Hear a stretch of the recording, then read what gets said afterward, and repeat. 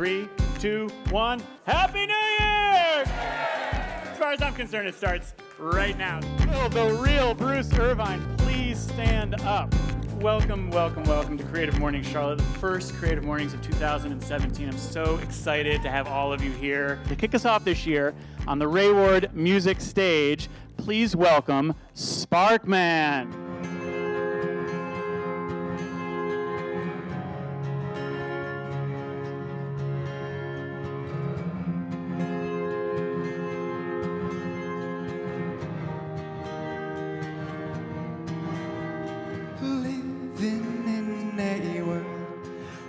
Don't know, drifting like we've got no control. Days keep passing by, what's our fate? Should we ask or should we just wait? I don't know, but I love the way this music clears my head. And I wake up as we sing all day and dance until we crash. We all wake up. Oh, I love the way with her I can be myself. We all wake up. I give love all day and it restores your health. We all wake up. This is such a surprise. Literally, she flew in last night to surprise us, to help us kick off our new year of meetings this year. I want to bring up to the stage, ladies and gentlemen, the founder of Creative Mornings, Tina Roth Eisenberg. Good morning, everybody. My name is Tina, and once I saw pictures and videos coming out of Charlotte, I remember the day I looked at my team at HQ, at Creative Mornings HQ, and I said, I am going to Charlotte. I need to meet these people. And I don't know if you realize how lucky you are, because, you know, we have 160 chapters now around the world. And you got a really special team here. This is not the average quality of Creative Mornings events. And it's thanks to Matt and people like Matt around the world that put these events on around the world. And it's really what we need. And I can't thank you enough, Matt. Seriously. And I think like we all need to do a wave for the team here right now, okay? At 1, 2, 3, you guys get up and give me the biggest wave you can do, okay? 1, 2, 3, wave! Whee! Go Charlotte, man. Oh my gosh, thank you so much. Tina Roth Eisenberg, oh my gosh. Hundreds of thousands of people are part of the Creative Mornings community now. And it's because Tina started gathering people together back in 2008 in New York, because she wanted to connect with people. And look what happened. I'm sort of emotional now too, thinking about it. Damn you. So, you know, a couple years ago, this guy, Jonathan Fields, ended up on my radar, and he was doing this immersion program under the Good Life Project, which just kept popping up for me. It kept popping up. And so I started getting to know him a little bit. It's like he's on these couches with Brene Brown and Elizabeth Gilbert and Simon Sinek. I'm not saying that right. Sinek? Sinek. There you go. Well, at any rate, Jonathan's like interviewing all these thought leaders. And I'm like, who is this guy? And, you know, I realized that a local Charlottean, Laura Neff, where's Laura? Oh, there she is. Laura Neff had been a part of the Good Life Project immersion program. So I called you, and you were like, you got to do it. So I did it. And what I thought was going to be an 8-month immersion program really became an entryway to the greatest part of my life. And as evidenced in part by the fact that we're just all here in this room together, and I get to bask in the glow of your creativity. It's like, it's so amazing. Jonathan was a huge part of Creative Mornings becoming a reality here in Charlotte. And he's a catalyst. You know, he changes people's lives through his words, through his programs, through his books, and just through his actions. He's appeared in pretty much every publication and media outlet you can think of. He does keynotes for companies like Twitter and who else? I mean, so many. PayPal, GE. You do these mega event appearances at like South by Southwest, and and World Domination Summit and so many more. But it's such an honor to have you here. I'm so, so grateful that you decided to come down and kick off our year in this way. His most recent book, How to Live a Good Life, Soulful Stories, Surprising Science, and Practical Wisdom. It is a wake-up call, it's a path to possibility, and it really is a gateway to a better life. So here to speak to us on our global theme of mystery, please welcome my friend, the amazingly multi-talented Jonathan Fields, everybody. So last summer, my wife and I were driving my daughter from New York City to summer camp in Maine. It's a 6-hour drive, something like that. So we're, okay, what are we going to do? Pass the time. So I downloaded an audiobook, of course. Lee Child's, fantastic thriller, a mystery. And we drive 6 hours up and we're listening. Drop off my daughter. Next day, we drive home, another 6 hours. And we're listening the whole time. We're deeply engaged. I'm like, oh my God, what's coming next? What's coming next? Anyone listen to audiobooks? Yeah. Okay, so you know what I'm talking about. There's a problem here. The problem is the drive to Maine and back is 6 hours each way. That's 12 hours round trip. The book is 18 hours. Now, we live in New York, which means we don't own a car. So we can't keep driving around like every day and finishing it together. So we make a plan. Every night before we go to bed for the next 2 weeks, because we got about 6 hours left, right? We cozy up in bed, right? And we turn on the audiobook. And we set it, sleep timer for 30 minutes because we figured it'll take about 2 weeks to finish the book together. And the whole time, it's like we're deeper and deeper into suspense, and it's fantastic. We're like, please don't end, but please end now. But there's a little problem here, too. And that problem is this. I fall asleep in about 5 minutes. My wife doesn't. So every morning for the next 2 weeks, I wake up and I turn to my wife, Stephanie, and I'm like, what happened? So for 2 weeks, she's like, well, this I don't really remember. It was like the foggy period, but I think this is what happened. But we're just riveted. Like this, there's something that happens when you're put in a state of mystery. It's called a thriller. Right? Because when you are in a state of suspended mystery, it creates thrill. There's something that it does to you. You don't want it ever to end, but you really want it to end. And proof that you really don't want it to end, you want to stay there, is that when we read the book versions of these things, okay, I'm going to ask you to own something here. Who flips to the last page? Very few of us. Very few. It's anguish. Like if we're hooked on the first chapter and we're like in there and we don't know how it's going to end and like, oh my God, we know the whole time we can take ourselves out of this. And we don't because we love it. It feels good. So mystery can create just this incredible feeling of delight that we don't want to end. But at the same time, mystery in another context can destroy us. And it's a context that we, in this room especially, very often find ourselves in on a pretty regular basis. So I'm going to take you back in time a little bit beyond that. This is actually going back to 2002, actually. In 2001, immediately after 9/11, and I'm a New Yorker, so I was there, I signed a lease for a floor in a building to open a yoga studio the day before 9/11. We opened. The studio flourished. But that first year especially was every day waking up saying, dear God, please tell me if this is going to work. Are we going to be okay? The whole time, I don't know what's going to happen. This is a mystery to me. Every day I'm waking up saying, we're doing good work. All signs are saying that such great stuff is happening. But I don't know if we're going to make it. Because that's the nature of starting something from nothing. That is the place we have to go and stay and be. And when we're there, that place of possibility and potential is also a place for many of us of great suffering.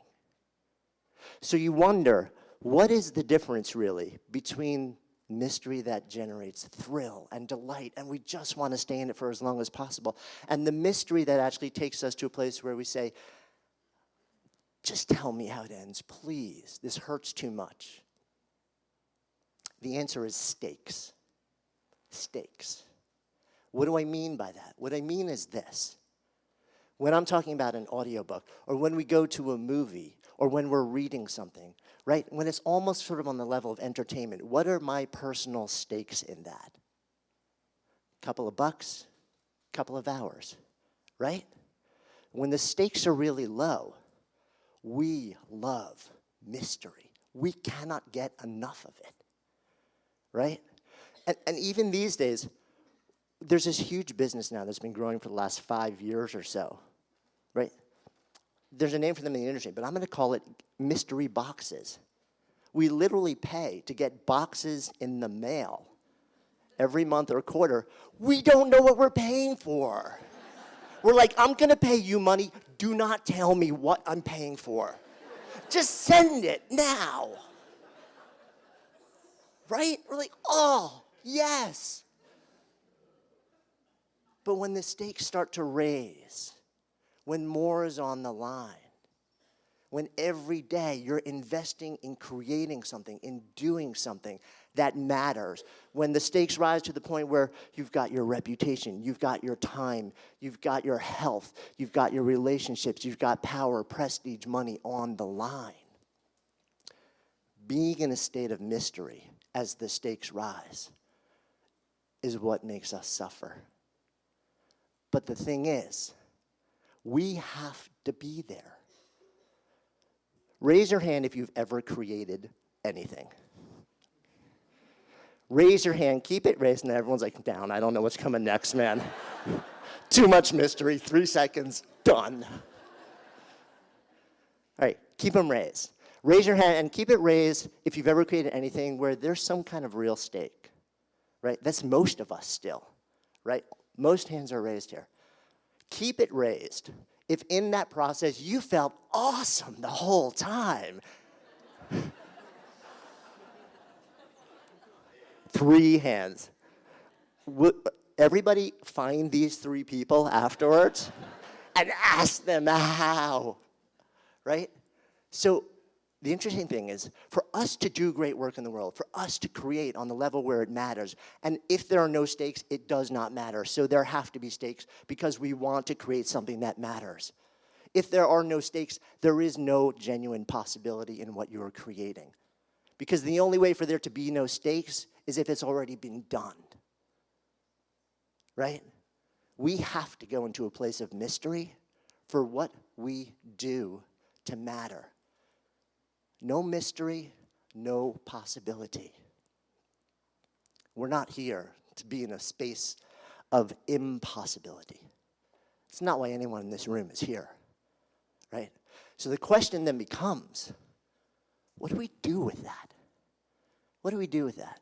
If we know that we want to do things that matter in the world, if we want to know that we want to go into this space where we don't know how it's going to end, and we may have to stay there for a long window of time until we find out. And for most of us, we are horribly equipped to handle that. What do we do with that? How do we do what we're here to do, the work we're here to do, the creative work we're here to do, the building and connecting, the generative things we're here to do? How do we do that without falling apart? No, I'm actually asking, does anyone have an answer?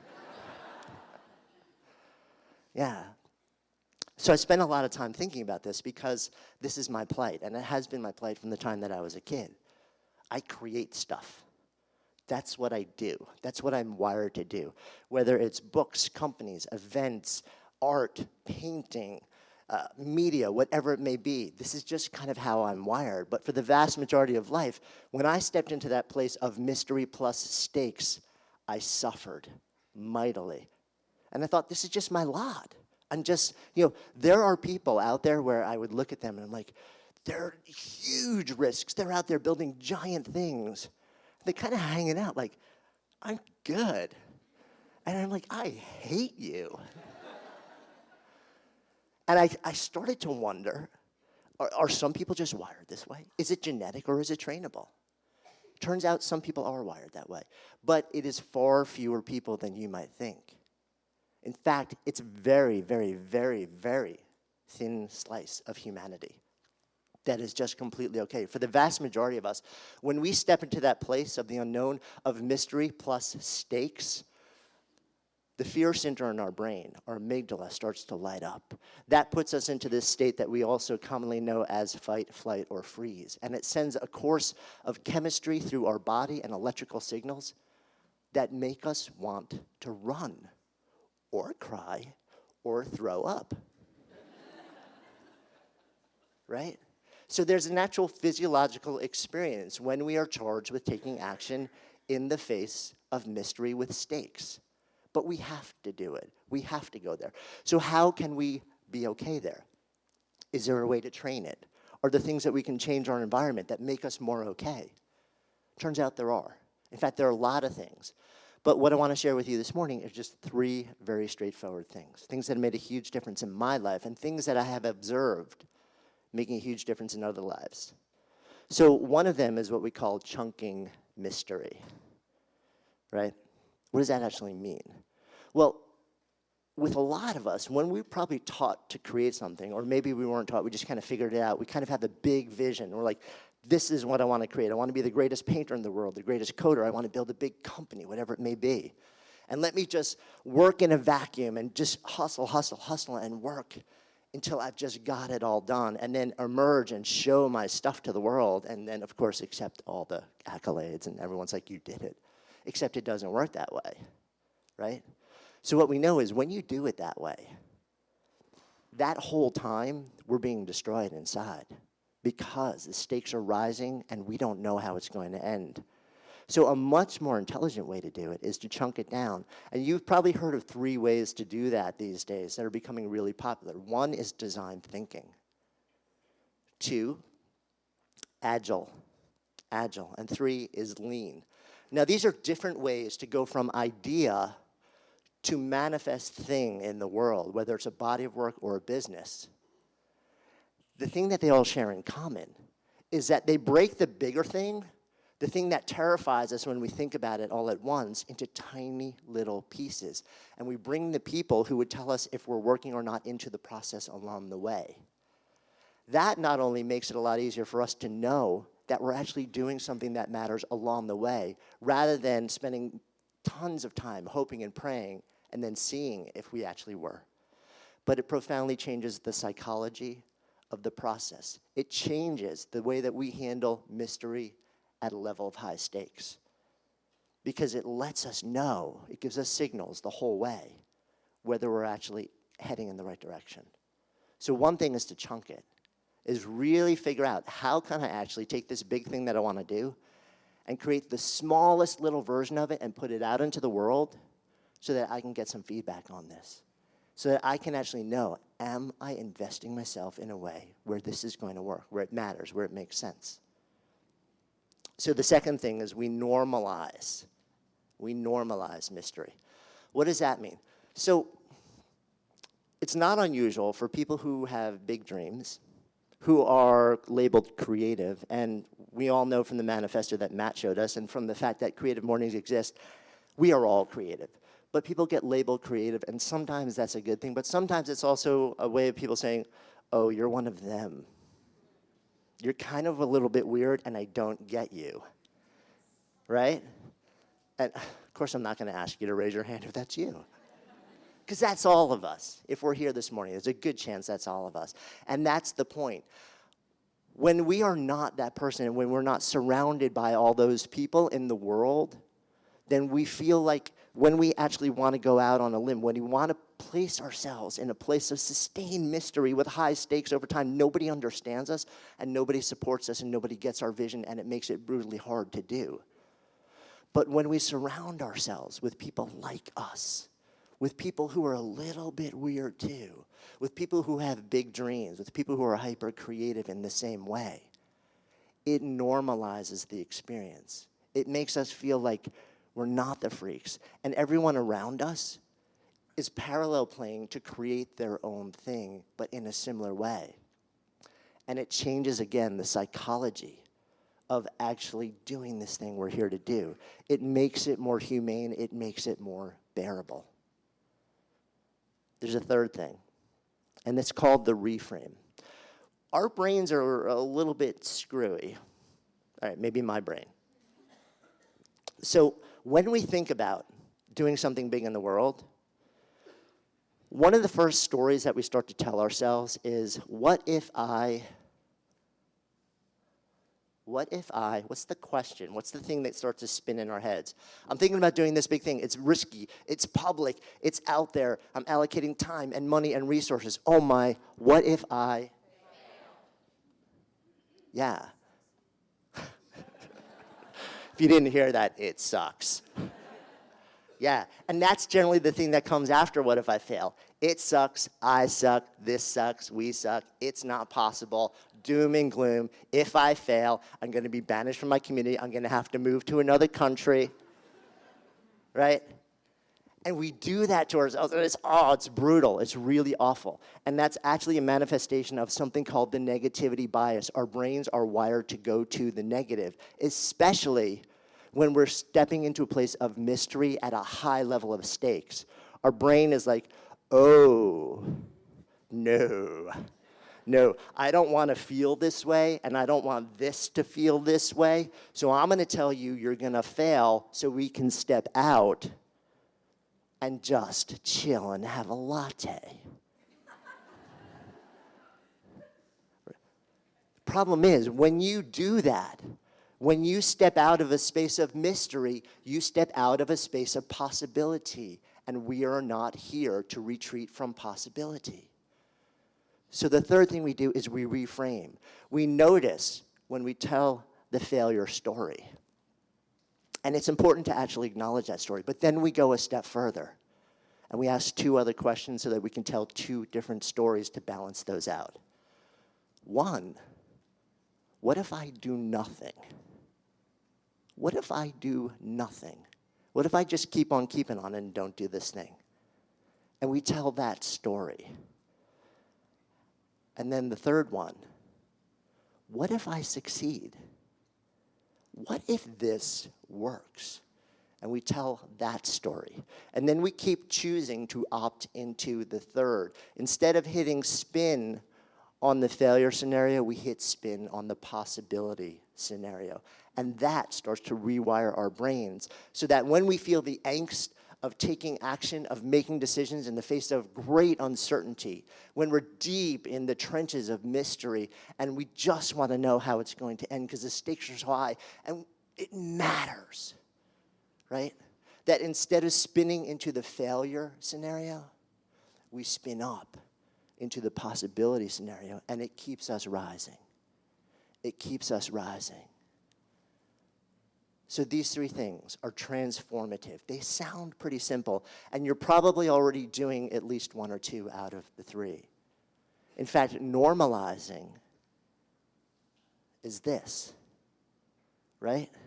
We are here this morning because we are our people. This experience is a powerful way to normalize taking action in the face of great uncertainty. Co-working, which is exploding right now. Small groups, find people if you need to. 3 people, 4 people, 5 people. I was in a writer's group long before I was published with just 4 people who met every month because we were the weirdos who had dreams to become writers. And it made it okay to take risks and to be honest. So think about those 3 things and understand. So the slide that we have up on the corner here, it says mystery mastery. But what I actually want you to understand is we don't ever master mystery.